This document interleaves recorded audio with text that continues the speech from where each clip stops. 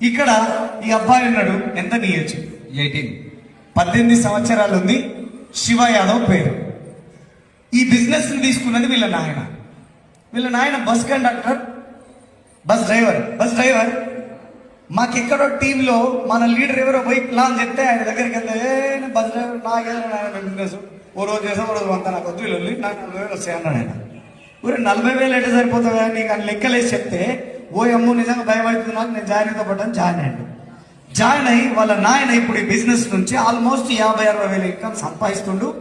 మా పిల్లగానికి 18 ఏళ్ళు పడంగానే జాయిన్ చేద్దాం సార్ అని 18 ఏళ్ళు పడితే 6 నెలల ముందు ఈ పిల్లోని జాయిన్ చేసినాం.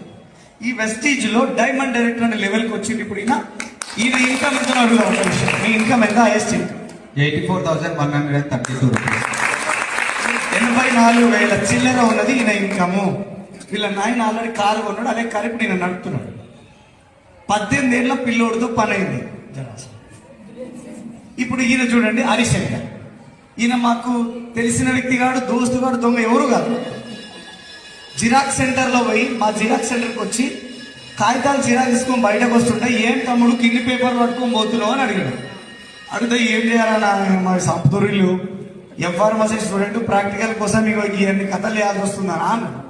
మరి ఇంకా ఎన్ని రోజులు అవుతావా నీ తోట